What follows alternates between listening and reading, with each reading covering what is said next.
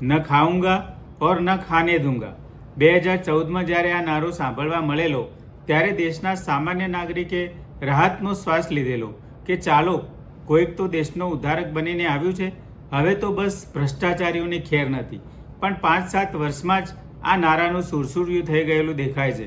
એક બાજુ મોહમ્મદ ગઝનવીની સોમનાથ લૂંટને પણ શરમાવે તેવી લૂંટ કરોડો હિન્દુઓની આસ્થા સાથે સંકળાયેલ ભગવાન શ્રી રામના મંદિરમાં ચાલી રહી છે, ત્યારે તાજેતરમાં છપાયેલા ઇન્ડિયન એક્સપ્રેસના રિપોર્ટ અનુસાર મોદી સરકારમાં રહેલા કૃષિ રાજ્યમંત્રી ભગીરથ ચૌધરીએ વળી બહુ મોટું ભગીરથ કાર્ય કર્યું છે.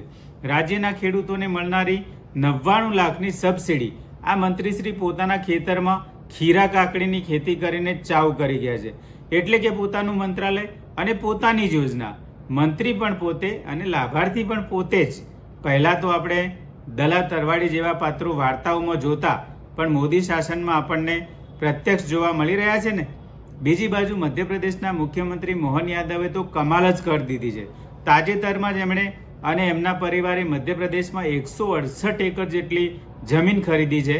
ઇન્ડિયન એક્સપ્રેસ દ્વારા કરવામાં આવેલા ઇન્વેસ્ટિગેશન અનુસાર મોહન યાદવની પત્ની સીમા યાદવ, પુત્ર વૈભવ યાદવ, પુત્રવધુ શાલિની યાદવ, ભાઈ નારાયણ અને નંદલાલ યાદવ, ભત્રીજો અજય યાદવ, ભાભી રેખા યાદવ, પિતરાય ભાઈ ગોવિંદ અને નિલેશ યાદવ ઉપરાંત એમની કેટલીક કંપનીઓના નામે આ જમીનો ખરીદવામાં આવી છે.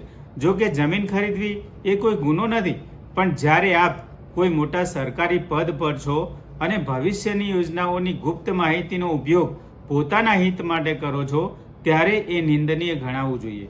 પોતે સત્તામાં આવ્યા પછી મધ્યપ્રદેશ વિકાસ માટે મહત્વપૂર્ણ પ્રોજેક્ટ અને મુખ્ય હાઈવે માર્ગોના પ્લાન તૈયાર કરો છો અને પછી એ જગ્યા ઉપર જ ખેતીની જમીનો ખરીદો છો, ત્યારે તમારી નિયત પર સામાન્ય નાગરિકને શંકા ગયા વિના રહે ખરી? સામાન્ય કિંમતે મેળવેલી આ જમીનો જ્યારે ખેતી સિવાયના અન્ય હેતુઓ માટે ટ્રાન્સફર થશે ત્યારે તેની કિંમતો આસમાને પહોંચી જશે.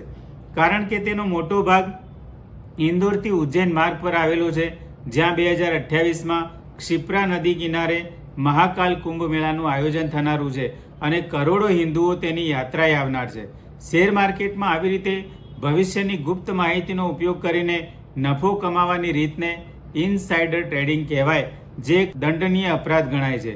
પણ આ તો આધુનિક ભારતનો મોહન છે, એને તો કેમ કંઈ કહેવાય.